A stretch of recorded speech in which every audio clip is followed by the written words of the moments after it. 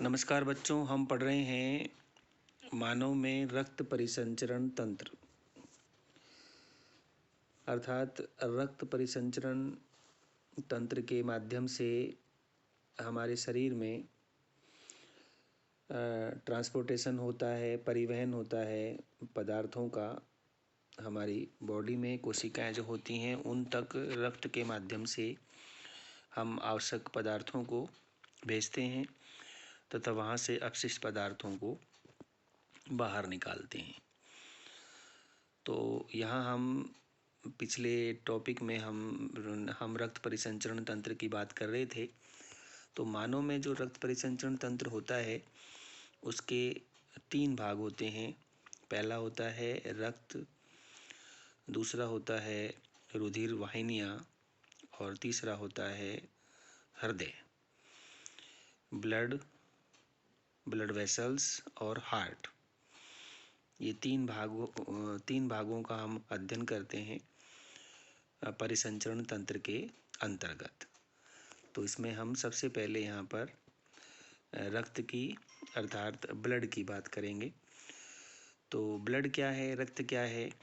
रक्त एक लाल कलर का तरल पदार्थ है जो कि हमारे शरीर में जो रुधिर वाहिनियाँ हैं उन रुधिर वाहिनियों के अंदर प्रवाहित होता है। आप चित्र में देख रहे हैं लाल और नीले रंग की ये जो रुधिर वाहिनियाँ होती हैं, इन रुधिर वाहिनियों के अंदर ये रक्त जो है वो प्रवाहित होता है हमारे शरीर में, अर्थात बहता है। अब हम रक्त को कितने भागों में बांटते हैं? रक्त जो है वो तरल और ठोस पदार्थों से मिलके बना हुआ होता है मानव शरीर में। रक्त के तरल भाग को हम प्लाज्मा कहते हैं और जो ठोस भाग होते हैं रक्त के अंदर वो जो हैं रक्त कणिकाएं अर्थात रक्त कोशिकाएं कहलाती हैं।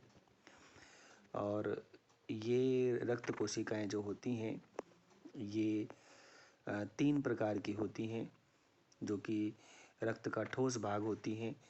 इनमें पहला है आरबीसी अर्थात लाल रक्त कण कोशिका, दूसरा है डब्ल्यूबीसी अर्थात श्वेत रक्त कोशिका और तीसरा है प्लेटलेट्स अर्थात बिंबाणु। ठीक है, तो यहाँ हम जो है एक एक करके सबसे पहले प्लाज्मा के बारे में पढ़ेंगे। प्लाज्मा क्या है?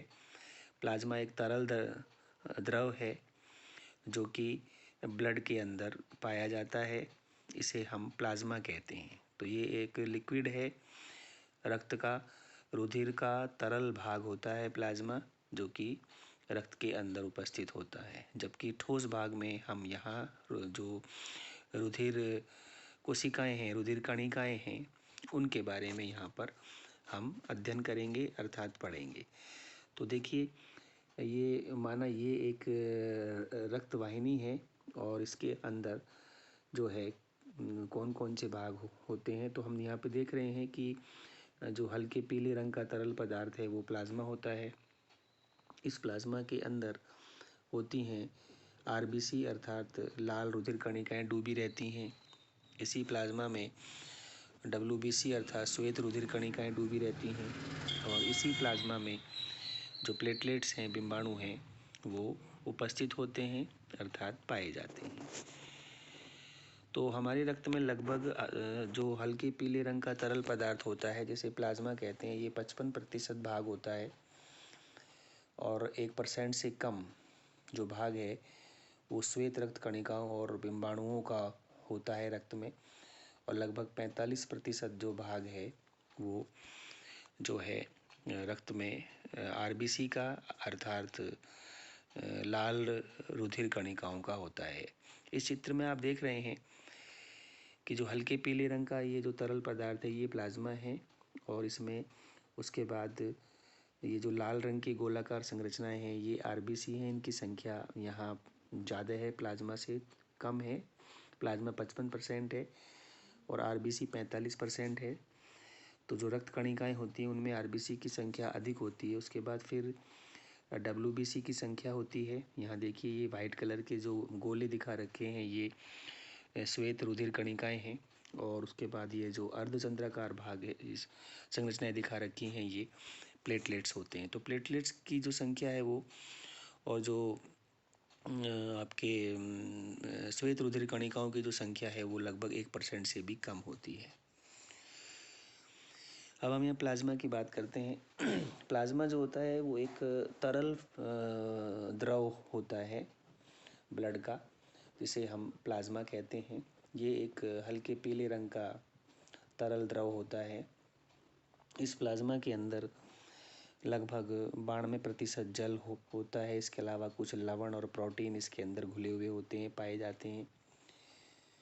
और इस प्लाज्मा के अंदर जो ब्लड सेल होती हैं, अर्थात आरबीसी, डब्ल्यूबीसी और प्लेटलेट्स होती हैं, वो इसके अंदर तैरती रहती हैं, अर्थात निलंबित रहती हैं, अर्थात वो इसमें पाई जाती हैं। अब हम बात करते हैं लाल रुधिर कणिकाओं की, जिन्हें हम रेड ब्लड सेल्स या आरबीसी कहते हैं। जो लाल रुधिर कणिकाएं होती हैं ये रेड कलर की होती हैं, क्योंकि इनके अंदर एक लाल रंग का वर्णक पाया जाता है, जिसे हीमोग्लोबिन कहते हैं। इस हीमोग्लोबिन की वजह से मानव रुधिर का जो रंग है वो लाल होता है। आरबीसी जो है वो ऑक्सीजन का परिवहन करती हैं, अर्थात वो ऑक्सीजन को फेफड़ों से हमारे शरीर की जो कोशिकाएं हैं उन तक ले जाने का कार्य करती हैं। और हीमोग्लोबिन जो है वो ऑक्सीजन के साथ जुड़ने की प्रवृत्ति रखता है, अर्थात हीमोग्लोबिन ऑक्सीजन के साथ जुड़कर बंध बनाता है। जब हम सांस को अंदर लेते हैं तो वायु फेफड़ों में जाके भर जाती है। वहाँ पे वायु में उपस्थित ऑक्सीजन हीमोग्लोबिन से संयुक्त हो जाती है, जुड़ जाती है और ऑक्सी हीमोग्लोबिन बनाती है। और ये ऑक्सी हीमोग्लोबिन युक्त शुद्ध रुधिर कहलाता है, जिसमें ऑक्सीजन की प्रचुर मात्रा होती है, अर्थात ऑक्सीजन समृद्ध रक्त होता है ये। और ये फिर ऑक्सीजन युक्त रुधिर जो है वो फेफड़ों से हमारे शरीर की जो कोशिकाएं हैं उन तक इसको भेज दिया जाता है। तो हीमोग्लोबिन जो होता है वो ऑक्सीजन से बाइंडिंग बनाता है, ऑक्सीजन के साथ संयुक्त होता है, ऑक्सीजन के साथ जुड़ जाता है, और ऐसे रुधिर को हम शुद्ध रुधिर कहते हैं, जो फेफड़ों से कोशिकाओं तक ये रुधिर जो है पहुंचा दिया जाता है। उसके बाद आती है जो रक्त कणिका दूसरे प्रकार की, वो होती है वाइट ब्लड सेल, अर्थात डब्ल्यूबीसी, जिसे हम श्वेत रुधिर कणिका कहते हैं। श्वेत रुधिर कणिका जो होती है वो हमारे रोगाणुओं से, जब हमारे शरीर में रोगाणु प्रवेश कर जाते हैं तो ये रोगाणुओं से लड़ती हैं, रोगाणुओं का भक्षण करती हैं, उन्हें नष्ट कर देती हैं, अर्थात ये हमारे शरीर की रोगों से सुरक्षा करती हैं। और अर्थात डब्ल्यूबीसी जो होती हैं वो हमारे शरीर को की रोगों से सुरक्षा करने का कार्य करती हैं। रक्त कणिकाओं में तीसरी जो प्रकार की रक्त कणिकाएं होती हैं वो होती हैं प्लेटलेट्स, जिन्हें हम बिम्बाणु कहते हैं। देखिए, अगर हमारे रक्त में बिम्बाणु या प्लेटलेट्स नहीं होंगे तो रक्त का थक्का नहीं जमेगा। रक्त का थक्का नहीं जमेगा तो चोट लगने पर बहुत सारा खून बह जाएगा और हमारे शरीर में रक्त की हानि होगी, रक्त की कमी होगी, जो कि हमारी मृत्यु का कारण भी बन सकती है। तो यहाँ पे जो प्लेटलेट्स होते हैं, बिम्बाणु जो होते हैं, वो ब्लड का, अर्थात रुधिर का थक्का जमाते हैं, ब्लड का की क्लॉटिंग करते हैं। और वो जो है, अर्थात ये बिम्बाणु जो हैं वो रक्त को जो है गाढ़ा कर देते हैं, जिससे कि जहाँ चोट लगती है वहाँ पर खून बहना बंद हो जाता है और हमारे शरीर में इससे रक्त की हानि नहीं होती। और ये उस बहते हुए, ये जो रक्त का थक्का जमता है, ये बहते हुए खून को रोक देता है। जब कभी हमारे चोट लगती है और जहाँ कहीं पर कोई कट लग जाता है, घाव हो जाता है, तो वहाँ से रक्त बहता है, तो वहाँ पे रक्त का थक्का जम जाता है। वो बिम्बाणु की हेल्प से ही, प्लेटलेट्स की हेल्प से ही वो रक्त का थक्का जमता है, जिससे कि कुछ समय बाद हमारे उस स्थान से जहाँ हमें चोट लगी है वहाँ रक्त बहना बंद हो जाता है। तो ये सारी क्रिया इन बिम्बाणु की द्वारा, अर्थात इन प्लेटलेट्स के द्वारा ही संपन्न होती है। रक्त के कौन कौन से कार्य होते हैं? सबसे पहला रक्त का कार्य है कि जो पचा हुआ भोजन है उसको छोटी आंच से अवशोषित करके और जो हमारे शरीर की विभिन्न कोशिकाएं हैं उन तक पहुंचाने का कार्य रक्त करता है, अर्थात पोषक तत्वों को कोशिकाओं तक पहुंचाने का कार्य रक्त करता है। दूसरा है कि जो रक्त है वो ऑक्सीजन को फेफड़ों से ऑक्सीजन युक्त रुधिर को शरीर की विभिन्न कोशिकाओं में पहुंचाने का कार्य करता है। रक्त हमारे शरीर की विभिन्न कोशिकाओं तक जल को पहुंचाने का कार्य करता है, क्योंकि जल भी रक्त के माध्यम से ही कोशिकाओं तक पहुंचता है। कोशिकाओं के अंदर बनने वाले अपशिष्ट पदार्थ के रूप में जो कार्बन डाइऑक्साइड बनती है उसको भी रक्त कोशिकाओं से लेकर बाहर आता है और उसे फेफड़ों तक पहुंचाता है, जिसे हम श्वसन की क्रिया में शरीर से बाहर निकाल देते हैं। अर्थात कार्बन डाइऑक्साइड को शरीर से बाहर निकालने में रक्त हमारी मदद करता है। इसके अलावा ये जो वेस्ट मटेरियल बनते हैं, जो अपशिष्ट पदार्थ बनते हैं किडनी में, उनको भी शरीर से बाहर निकालने का कार्य करता है रक्त। और जो रक्त है वो हमारे शरीर को विभिन्न रोगों से सुरक्षा प्रदान करने का कार्य रक्त करता है। तो ये थे रक्त के कुछ महत्वपूर्ण कार्य। तो बताइए कि हमारे जो रक्त परिसंचरण तंत्र में कौन कौन से भाग होते हैं। हमारे रक्त परिसंचरण तंत्र में होता है रक्त, रुधिर वाहिनियाँ और हृदय। ठीक है, हमारे रक्त परिसंचरण तंत्र में 3 भाग होते हैं। रक्त होता है, रुधिर वाहिनियाँ होती हैं और हृदय होता है।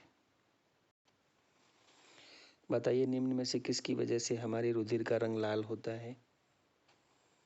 प्लाज्मा की वजह से, या हीमोग्लोबिन की वजह से, या WBC की वजह से, या बिम्बाणु की वजह से।